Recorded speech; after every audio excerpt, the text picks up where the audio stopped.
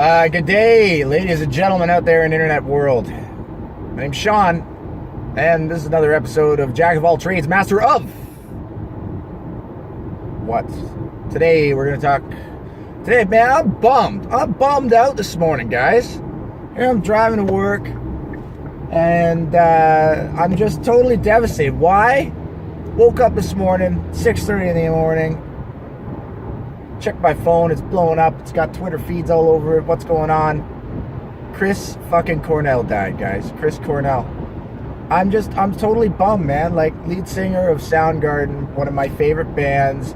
This guy brought me through adolescence and through high school, and I still listen to his music and the band's music, and all of his bands and work, Audio Slave, his solo work, and it still gives me that tingle up my spine.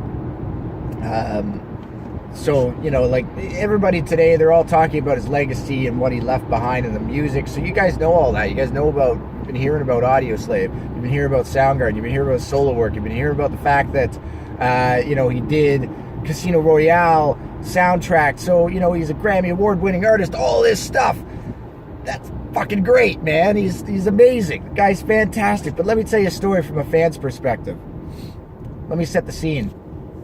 Soundgarden's reunion tour broke up in 97. 97, let me tell you where I was in 97. 97, I was in high school. I was 15, 16 years old, and I'd barely, been getting into concerts, and I didn't get a chance. They released it. They dropped an album, and they broke up. And I was pissed, man. I was pissed. I don't get to go see fucking Soundgarden. I want to go see Soundgarden. And they broke up, man. Oh, I was devastated. So let's set the scene. So the tone is, 2010. All these rumblings. Soundgarden are getting back together. They do this tour. They set this tour. They hadn't even released the new album, King Animal, yet. There was just talk of this new album, King Animal, coming out. But they set a tour, and they're coming into Toronto. They're playing the Molson Canadian Amphitheatre, which I will never call Budweiser Stage, by the way. Just a tip there. For all of you Torontonians and area people, it will always be the amphitheater. And I had to get tickets. I got some ticks, man. I got some ticks to go see Soundgarden at the amphitheater. And for anybody who has not been to the Molson Canadian Amphitheatre, it is hands down, which is now called Budweiser Stage, by the way, which I will never call Budweiser Stage. It is hands down one of the best venues in the city.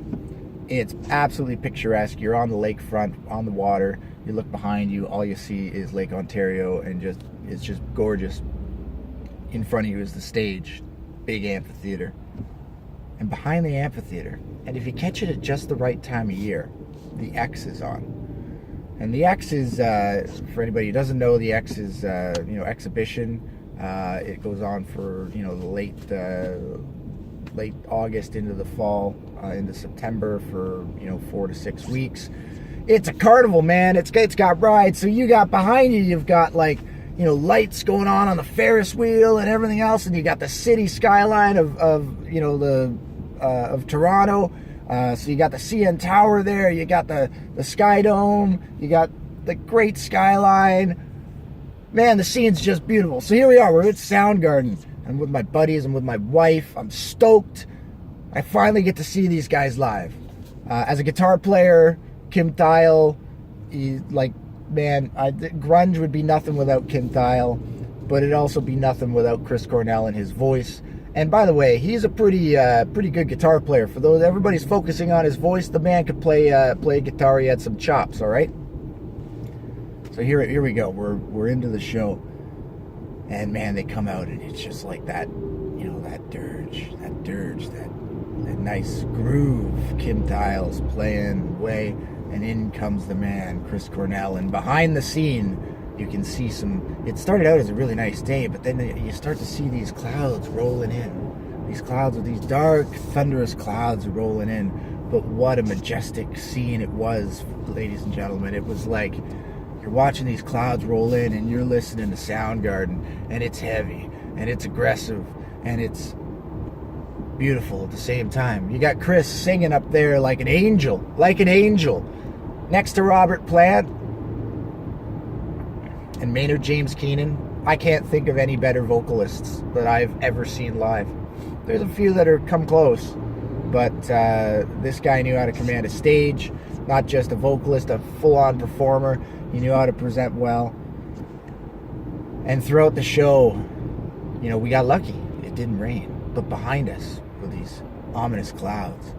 And as they rolled into, you know, song after song, we're starting to get lightning in behind the stage.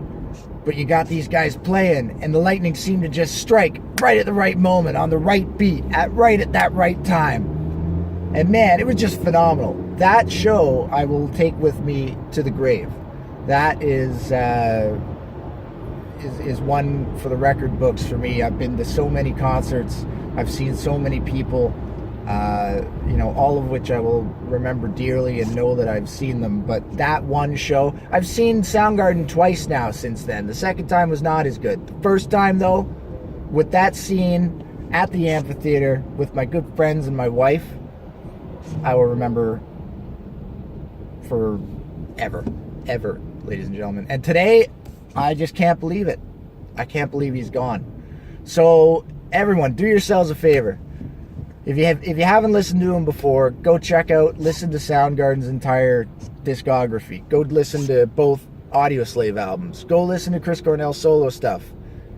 Just pay him tribute. Remember him through the music. You know, my little 3-year-old was in the car with me earlier, and he's like, "Daddy, why are you bummed out? What's wrong? Daddy, why are you sad?" And I said, "Listen, buddy, one of Daddy's favorite singers passed away, and we can't see him anymore." He says, "What? Why isn't he working?" So I'm not going to sit there and explain to my 3-year-old all about death and everything right this second, but I said, "Don't worry, we can always listen to him." And I threw on some Soundgarden, and he said, Daddy, I like Chris Cornell."